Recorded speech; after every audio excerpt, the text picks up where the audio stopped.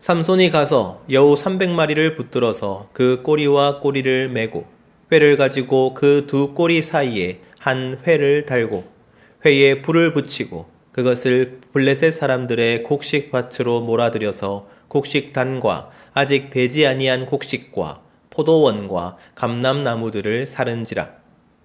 블레셋 사람들이 이르되 누가 이 일을 행하였느냐 하니 사람들이 대답하되 딥나 사람의 사위 삼손이니 장인이 삼손의 아내를 빼앗아 그의 친구에게 준 까닭이라 하였더라. 블레셋 사람들이 올라가서 그 여인과 그의 아버지를 불사르니라.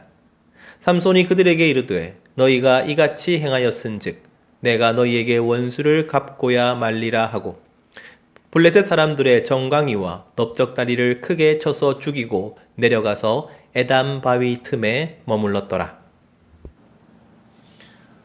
우리는 사사기의 마지막 사사 삼손을 살펴보고 있습니다. 지난 시간 삼손은 경솔하고 정욕에 휘둘리며 제멋대로 살다가 결국 실패한 사사가 아니라고 말씀드렸습니다.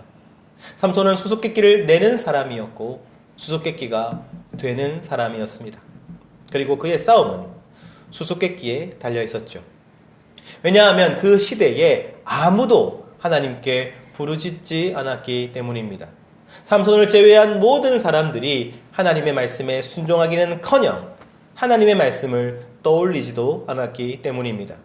그리고 그러한 그들은 수수께끼같이 전혀 자신들이 이해할 수 없는 행동과 이해할 수 없는 삶이 아니고서는 멈추어 서게 할 수 없었기 때문입니다. 물론 삼손은 실패하고 맙니다. 하지만 그 실패는 경솔하게 제멋대로 행동했기 때문이 아니라 그가 더 이상 수수께끼가 되지 못하였기 때문입니다.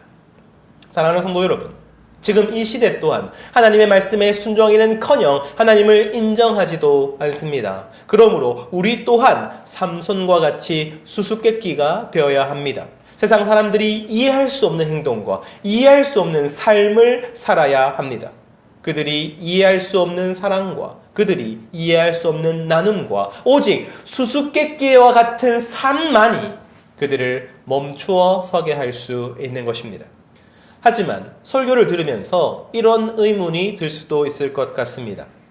우리의 수수께끼 같은 삶은 사랑하고 용서하고 나누는 것이라고 말하면서 정작 삼손의 수수께끼와 같은 삶은 경솔하고 여자를 밝히고 자기 감정과 욕망에만 충실한 모습이 아닌가요?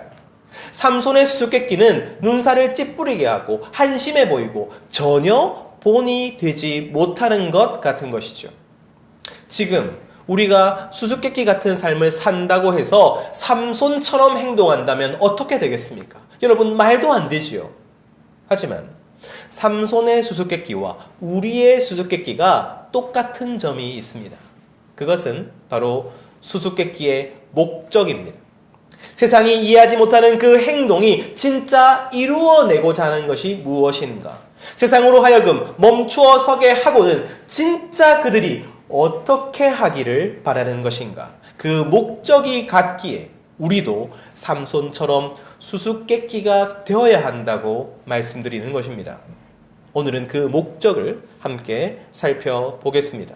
사사기 14장 14절에서 15절 말씀입니다. 삼손이 그들에게 이르되 먹는 자에게서 먹는 것이 나오고 강한 자에게서 단 것이 나왔느니라 하니라.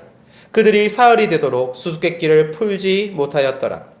일곱째 날에 이르러 그들이 삼손의 아내에게 이르되 너는 내 남편을 꾀어 그 수수께끼를 우리에게 알려달라 하라. 그렇지 아니하면 너와 내 아버지의 집을 불사르리라. 너희가 우리의 소유를 빼앗고자 하여 우리를 청한 것이 아니냐? 그렇지 아니하냐 하니. 삼손이 블레셋 여인과 결혼하고 난 뒤 잔치가 열립니다. 그 잔치에서 삼손은 30명의 블레셋 청년들에게 수수께끼를 냅니다. 그 수수께끼에는 내기가 걸려 있었죠. 하지만 블레셋 청년들은 도저히 답을 알아낼 수가 없었습니다. 그래서 그들은 삼손의 아내를 협박하여 답을 알아냅니다. 삼손은 비겁한 수를 쓴 블레셋 청년들에게 화를 냅니다. 그러나 삼손은 화를 내는 정도에서 그치지 않았습니다. 사사기 14장 19절 말씀입니다. 여호와의 신이 삼손에게 크게 임하심에 삼손이 아스글론에 내려가서 그곳 사람 30명을 쳐 죽이고 노략하여 수수께끼 푼 자들에게 옷을 주고 심히 노하여 아비 집으로 올라갔고. 아스글론은 블레셋의 5 성읍 중에 하나입니다. 그러니까 내기에 졌다고, 또 자기가 화가 났다고 블레셋 사람들의 성읍으로 가서 내기에 걸려있는 옷 30벌을 30명의 사람을 때려 죽이고 빼앗은 것입니다. 그리고 삼손은 심히 노하여 아버지 집으로 올라가 버립니다. 하지만 여기서 중요한 것은 여호와의 신이 삼손에게 크게 임하였다는 구절입니다. 내용상으로 보면 내기에 억울하게 져서 분노하였고 그래서 사람을 때려 죽이는 말도 안 되는 패악질 같지만 그것은 하나님께서 역사하신 일이었습니다.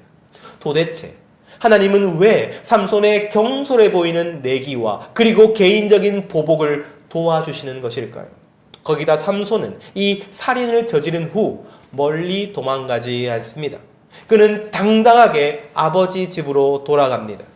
그가 아버지 집으로 올라가는 것, 그가 아버지 집에 있는 것 모두 다 블레셋 사람들은 알고 있었습니다. 그런데 시간이 지나도 블레셋 사람들의 반응이 없습니다. 그러자 삼손 쪽에서 다시 움직입니다. 사사기 15장 1절 말씀입니다. 얼마 후 밀을 거둘 때에 삼손이 염소 새끼를 가지고 그 아내에게로 찾아가서 가로되 내가 방에 들어가 내 아내를 보고자 하노라 하니 장인이 들어오지 못하게 하고. 얼마 후 밀 거둘 추수 시기에 삼손이 자신의 아내를 다시 찾습니다. 그런데 장인이 삼손의 아내를 이미 다른 사람에게 줘버렸습니다. 그리고 삼손이 다시 분노하죠. 그런데 삼손의 분노는 이때도 그냥 화를 내고 끝나는 것이 아니었습니다. 이번에 그는 여우 300마리를 잡아다가 2마리씩 꼬리를 묶고 그 꼬리에다가 횃불을 달아서 블레셋 사람들의 밭에다가 풀어버립니다. 밀 거둘 때에 블레셋 사람들의 곡식과 포도원과 감람나무가 모두 불타버립니다. 블레셋 사람들은 삼손 하나 때문에 엄청난 손해를 보게 되었습니다. 그러자 블레셋 사람들은 이 일이 무엇 때문인지를 알아봅니다. 그리고 삼손의 장인이 삼손의 아내를 다른 사람에게 주었기 때문이라는 것을 알게 되자 그 아버지와 여인을 불태워 죽여버립니다. 그러자 삼손은 또다시 분노합니다. 그리고 장인과 아내의 원수를 갚겠다면서 블레셋 사람들을 많이 죽입니다. 사사기 15장 7절에서 8절 말씀입니다. 삼손이 그들에게 이르되 너희가 이같이 행하였은즉 내가 너희에게 원수를 갚고야 말리라 하고 블레셋 사람들의 정강이와 넓적다리를 크게 쳐서 죽이고 내려가서 에담 바위 틈에 머물렀더라. 사실은 자기 자신이 한 행동 때문에 그들이 죽은 것인데 마치 자신은 아무런 잘못이 없는 것처럼 복수하고 있는 것입니다. 그것도 직접적으로 장인과 아내를 죽인 사람들을 벌하는 것이 아니라 무차별적으로 블레셋 사람들을 죽인 것이죠. 여러분, 이러한 삼손의 행동을 겉으로 보면 어떻습니까? 여자의 한눈 팔고 호승심으로 으스대며 순간의 감정으로 부수고 뺏고 불태우고 특히나 함부로 사람을 죽이는 모습이죠. 좌충우돌하면서 함부로 행동하고 즐기고 화내고 복수하는 것 같습니다.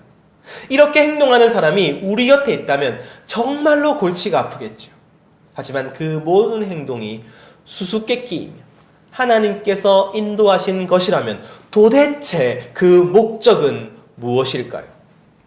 사랑하는 성도 여러분, 삼손이 한 일은 명백히 블레셋과 싸워서 이스라엘을 구원시키는 목적이 아니었습니다. 블레셋의 한 해 농사를 망친다고 해서 그들이 망하는 것이 아니기 때문이지요. 철부지 같은 삼손의 행동은 다만 블레셋 사람들을 자극해서 그들을 분노하게 할 뿐입니다. 그리고 분노에는 대상이 필요하죠. 그래서 삼손의 장인과 아내를 산채로 불태워버립니다. 그런데 삼손은 그들의 분노를 더욱더 부채질합니다. 더 잔인하게 더 많은 블레셋 사람들을 죽입니다. 그것 또한 이스라엘의 구원을 위한 것이 아니었습니다. 그저 개인적인 복수일 뿐이었죠. 게다가 블레셋 사람 몇 명을 죽이고 복수한다고 해서 이스라엘이 해방되지 않습니다. 다만 블레셋 사람들을 자극해서 그들을 더욱 분노하게 할 뿐이죠. 삼손이 한 일은 블레셋을 분노하게 만드는 것이 전부였습니다. 분노한 블레셋이 어떻게 하겠습니까? 이번에는 삼손을 잡아서 복수해야지요. 삼손을 죽여야지요. 그런데 삼손이 도망을 갑니다. 그리고 사랑하는 성도 여러분, 삼손이 어디로 도망을 가는지가 중요합니다. 다시 한 번 더 사사기 15장 8절 말씀입니다. 블레셋 사람들의 정강이와 넓적다리를 크게 쳐서 죽이고 내려가서 에담 바위 틈에 머물렀더라. 삼손은 단 지파 사람입니다. 단 지파는 이스라엘의 가장 북쪽에 있는 변방의 지파입니다. 그런데 삼손은 지금 자신이 사는 땅을 떠나서 에담 바위로 갑니다. 그리고 에담 바위는 바로 유다 지파의 땅에 있습니다. 원래 이스라엘의 핵심 지파는 두 개입니다. 에브라임과 유다이죠. 그런데 입다의 승리에 딴지를 걸다가 에브라임 지파는 그야말로 박살이 납니다. 그래서 현재 이스라엘의 핵심 지파는 유다 하나인 것입니다. 그런데 삼손은 하필이면 그 유다 지파의 땅으로 찾아간 것이죠.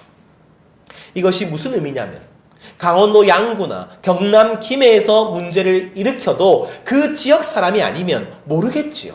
그런데 이 사람이 갑자기 서울 명동 한 복판에서 인질극을 벌인다고 해봅시다. 바로 그날 9시 뉴스의 메인에 나오겠죠. 비슷한 일을 삼손이 지금 하고 있는 것입니다. 자신과 블레셋의 갈등을 이제 유다 지파와 블레셋, 나아가 온 이스라엘과 블레셋의 갈등으로 만들어 버렸던 것입니다. 그는 블레셋을 피하여 도망가다가 우연히 유다 지파의 에담 바위 위에 머무르게 된 것이 아닙니다. 성경은 그가 블레셋 사람들을 죽인 다음 에담 바위를 목적지로 하여 거기에 머무는 것으로 묘사합니다. 그는 숨어 있지 않습니다. 삼손이 어디 있는지 모든 이들이 알고 있었습니다. 유다 지파가, 온 이스라엘이, 그리고 심지어 블레셋까지도 알고 있었습니다. 그래서 블레셋 군대는 에담 바위로 삼손을 잡으러 갑니다. 그것이 무슨 의미입니까? 블레셋의 군대가 유다 지파로 쳐들어갔다는 뜻이지요. 이스라엘의 핵심 지파로 블레셋 군대가 쳐들어갔다는 것이지요. 지금 이스라엘 전체가 블레셋의, 그 분노하는 블레셋의 공격을 받게 된 것입니다.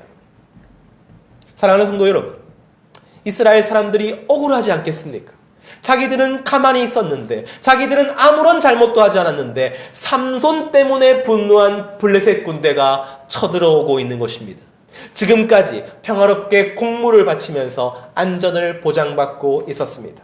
별 문제 없이 블레셋의 지배에 적응하고 있었습니다. 그런데 삼손 한 사람 때문에 다시 손해와 위험과 혼란을 직면하게 된 것입니다.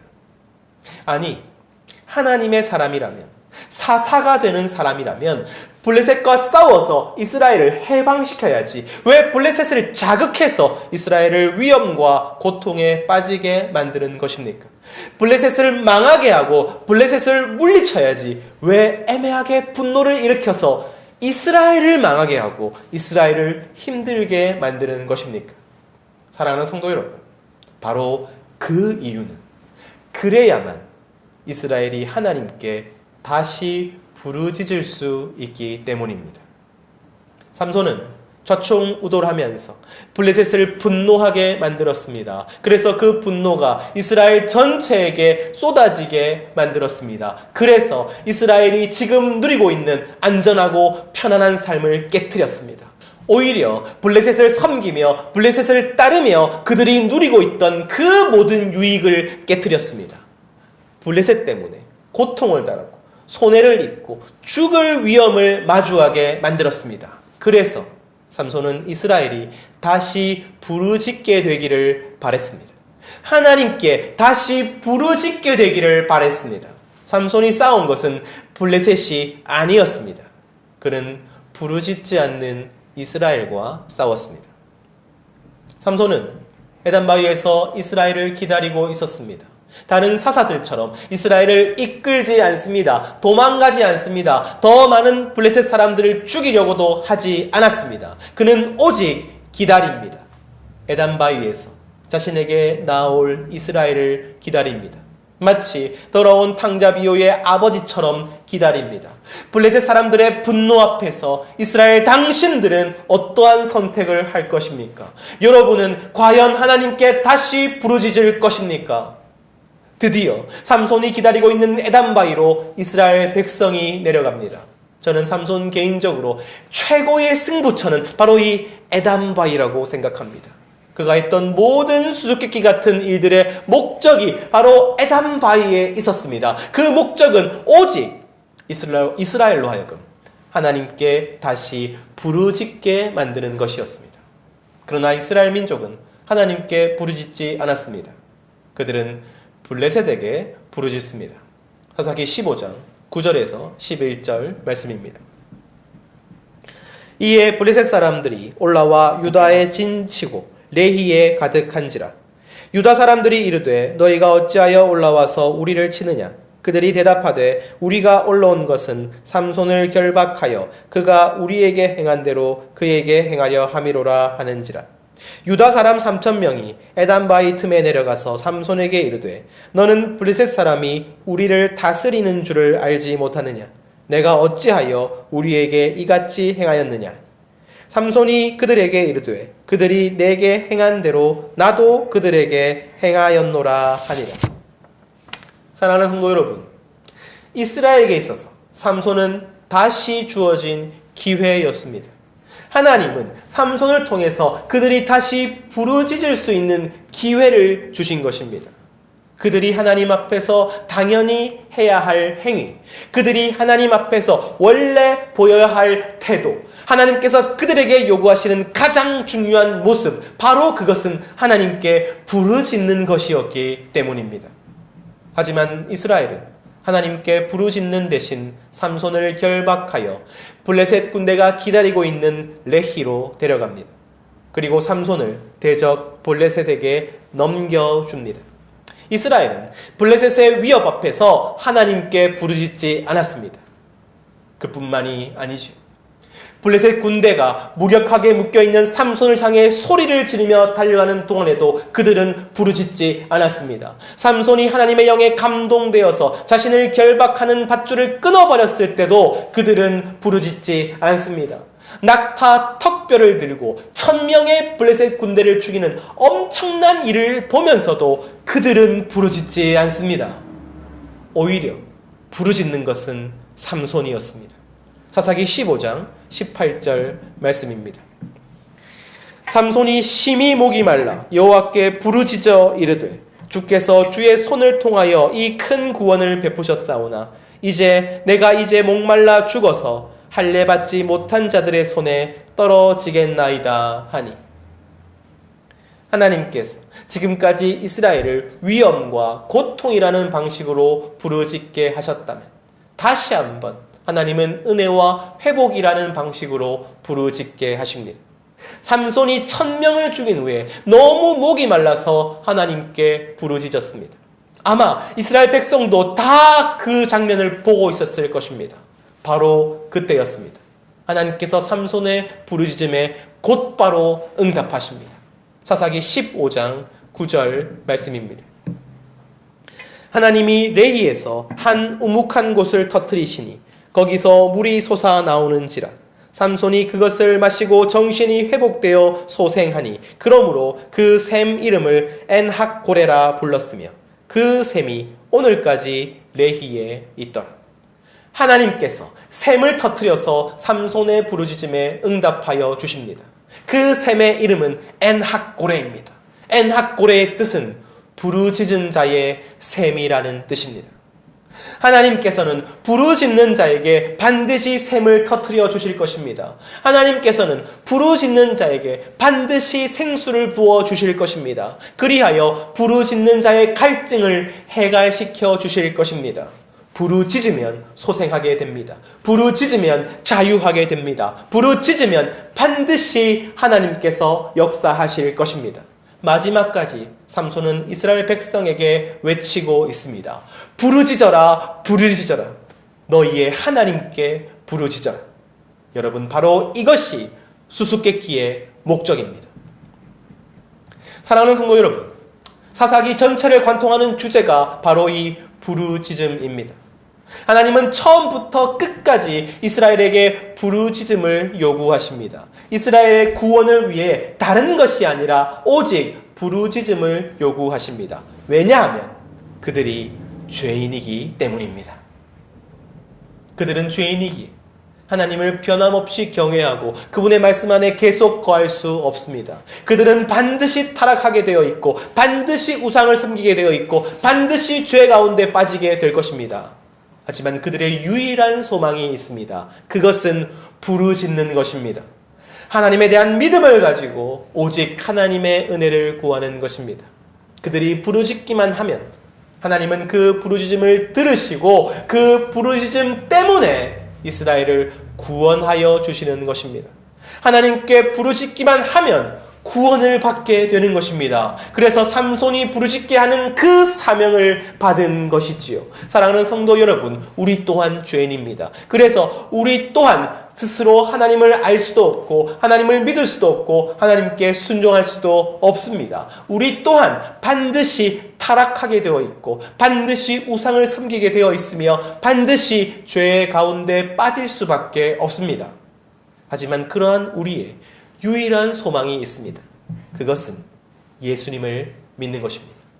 우리가 예수님을 믿기만 하면 예수님은 그 믿음을 보시고 그 믿음 때문에 그 믿음으로 인하여 다른 모든 연약함과 죄악을 덮으시고 우리를 구원하여 주시는 것입니다.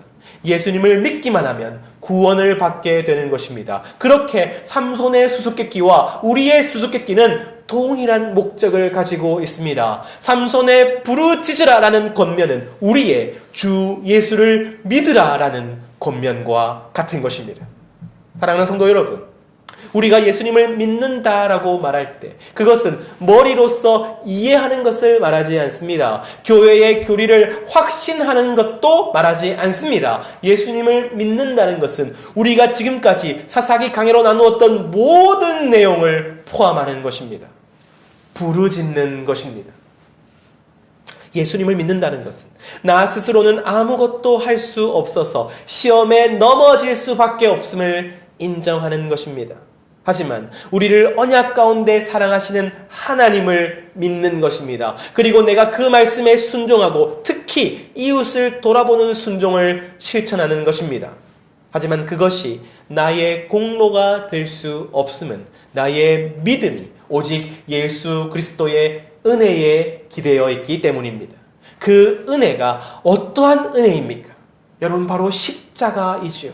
예수님께서 나를 사랑하셔서 십자가에 달리심과 하나님과 단절되어 저주의 대상이 되심과 죽으실 필요가 없는 그분이 죽으셔서 음부에 들어가심과 나를 위하여 그 모든 일을 감당하신 은혜만을 바라보는 것입니다.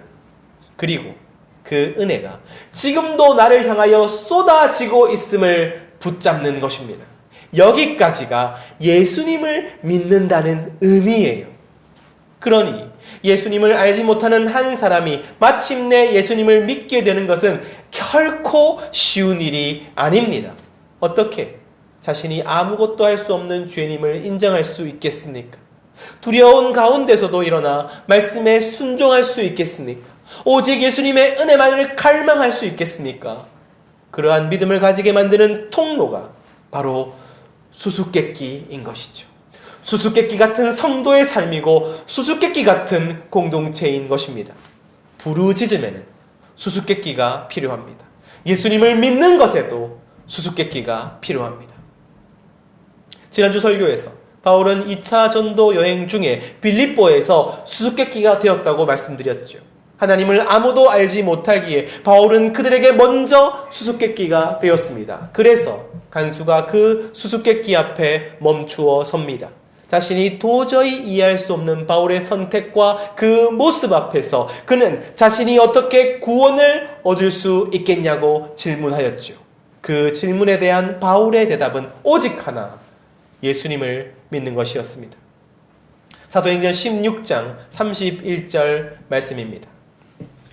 주 예수를 믿으라. 그리하면 너와 내 집이 구원을 받으리라 하고, 주 예수를 믿으라. 그리하면 너와 내 집이 구원을 받으리라. 바로 이 선포가 수수께끼의 목적입니다. 주 예수를 믿으라. 너무나도 익숙하고 너무나도 많이 소비되어서 식상하기까지 하는 이 권면의 말씀이 선포되기까지 여러분, 바울의 수수께끼, 아니 사사기의 모든 수수께끼가 필요했던 것입니다. 구약과 신약의 모든 수수께끼, 특별히 예수 그리스도의 수수께끼가 필요했던 것입니다. 오늘 나를 믿게 만든 모든 수수께끼들을 떠올려 보기를 소원합니다. 그 수수께끼들이 바로 은혜입니다. 그리고 은혜의 통로입니다. 은혜에 사로잡힌 사람은 수수께끼처럼 살 수밖에 없는 것입니다. 그리고 바로 우리가 그 사람들로 인하여 복음을 듣고 구원을 얻게 된 것입니다. 그리고 만약에 우리에게 그 믿음을 전해야 할 사람, 그 믿음을 소유하게 만들어야 할 사람이 존재한다면 그들에게 필요한 것은 무엇입니까? 사랑하는 성도 여러분, 우리도 은혜에 사로잡혀 그들에게 수수께끼가 되는 것입니다. 우리의 수수께끼 같은 말, 수수께끼 같은 나눔, 수수께끼 같은 용서, 수수께끼 같은 사랑이 그들로 하여금 믿음을 가지게 하는 것입니다. 하나님이 우리를 사랑하신다는 그 수수께끼, 예수님이 우리를 위하여 죽으시고 부활하셨다는 수수께끼, 그 최고의 수수께끼를 우리의 삶으로 보여주고 전해주는 성도가 되기를, 그러한 수수께끼 같은 교회가 되기를 간절히 소원합니다.